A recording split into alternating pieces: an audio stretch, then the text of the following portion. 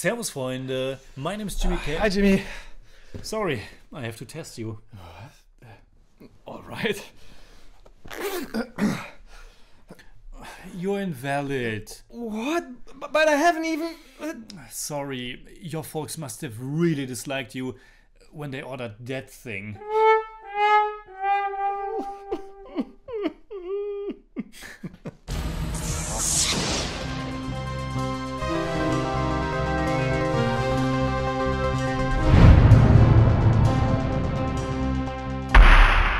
Servus, Freunde. My name is Jimmy Cage. And I'm Dennis, the Buddymeister. We have reviewed more than 400 indie movies on the channel, but as you can see, today's one is not from India. But it's also not a new release, so why are we doing this? We are doing this because our awesome Masala Meister tier supporters can directly pick a movie for us to review, and Sujit PS has chosen the 1997 sci-fi thriller drama Gattaca.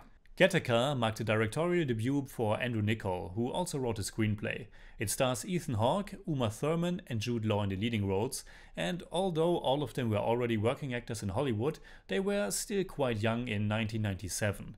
Hawke and Thurman were 27 and Jude Law was only 25, so only half of your age now.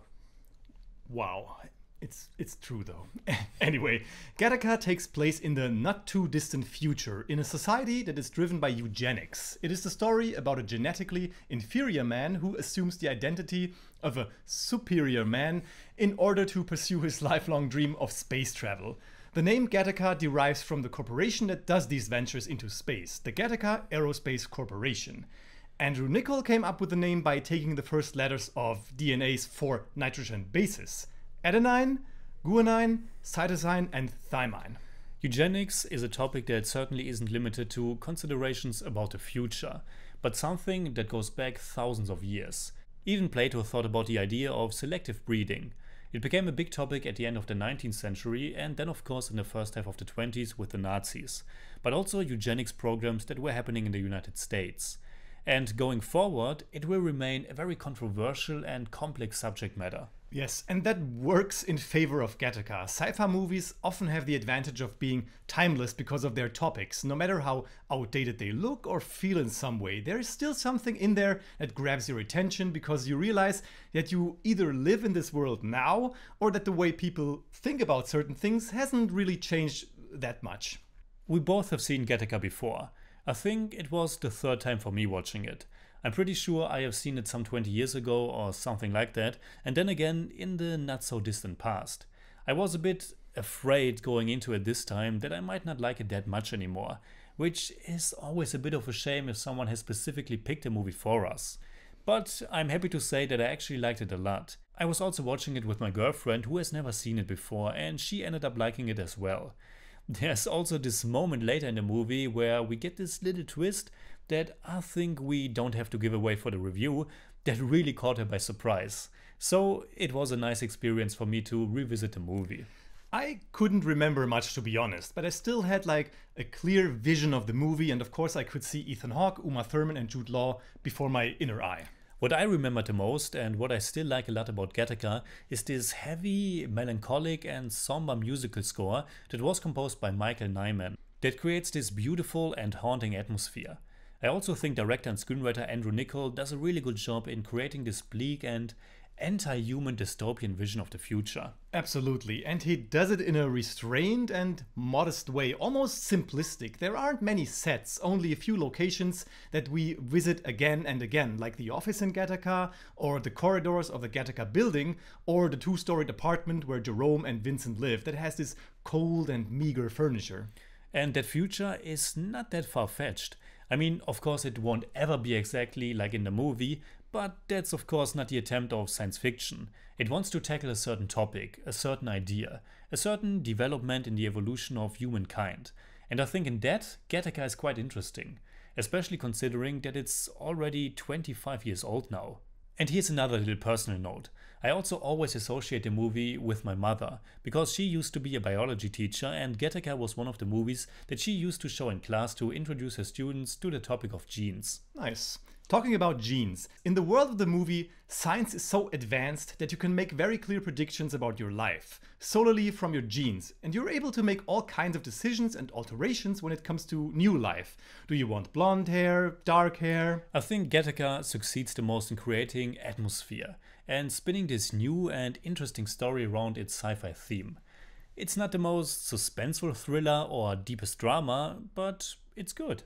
Yeah, and it catches you with that atmosphere. It sucks you in right from the start, be it with the locations, the wonderful music, or the framing of the shots. The movie's also filled with allegories that depict how orderly things go in this world. And of course, there's the obvious allegory with the swimming in the ocean that hints at the fact that no matter how advanced genetical science is, there will always be this little something that you don't know, that you can't assess, that you will maybe never figure out. It's a movie about potential, about beating the odds, not taking no for an answer, not accepting your own fate. And that's something that always gets to me if done right. And Andrew Niccol did it right. A big part of that are also the actors. I like Ethan Hawke a lot as our protagonist. He gives a very restrained performance that perfectly blends in with the cold world in which he lives. You can really feel his isolation, but also determination to fulfill his dream. He's definitely the best of the three leads, mostly because he does the most in the movie. But Jude Law is also great, and the two of them have the perfect chemistry in my mind. And although Uma Thurman's character Irene is a bit more superficial, she still has some good moments. Yeah, but the romance between Irene and Vincent is one of those things that make this movie work. In a movie as cold and distant as this, or a movie with a world as cold and distant as the one depicted here, these moments of humanity shine even brighter.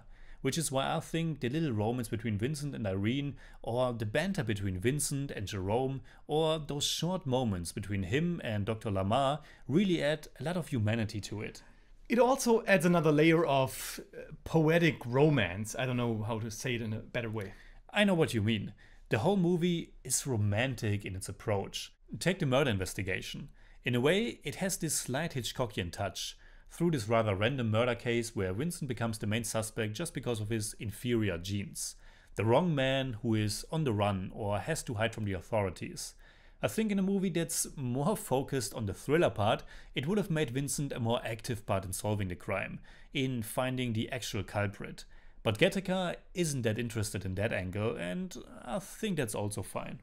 It is. I kind of like that this whole investigation has this film noir 1930s detective vibe, and I love Alan Arkin. But it's also one of the things that felt slightly off to me. Maybe it's the interaction between the two detectives, I don't know. Well, good that the movie doesn't really put that much effort into this investigation. And the effort it does put in is suspenseful enough in my mind. You're not wrong. I think what Gattaca lacks sometimes, which intriguingly is probably also what makes it work for me, so I'm saying something completely stupid here, is that the idea sometimes appears to be bigger or too big for what they were able to do with this movie. It's really just something I feel and can't explain that well. I get it, I even understand it, but I think that they made the best out of what they had. And there are no loose ends, no open questions. The movie comes full circle in the end. It's bittersweet, but beautiful. Well put. Gattaca is a pretty good movie, especially if it's the first movie that you've made. So, what would we say in German about Gattaca? Gattaca ist ein faszinierendes Science-Fiction-Drama, das die Zeit mühelos überdauert hat. Die dichte, romantisch, traurige Atmosphäre passt perfekt zu einer unheimlichen Thematik, die unheimlich nah an uns dran ist. I give Gattaca 8 out of 10. It's more like 7.8, but I don't do that. For me, it's 7 out of 10. It's more like 7.3, but I don't do that either. Welcome to Gattaca.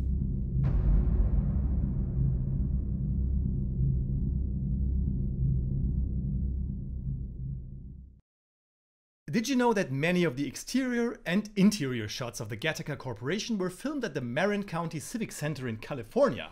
Didn't know that. The building was built in the 1960s and also used in George Lucas' THX 1138. Interesting. So, what are your thoughts about Gattaca? Leave a comment. You can hit me up on Twitter, Instagram, Letterboxd, and also on Patreon, simply at The Jimmy Cage. And you can hit me up on Twitter at The Buddymeister. And as always, if you enjoyed this episode, please give us a thumbs up, share, subscribe, whatever you like. And make sure you hit that bell for all we have to tell.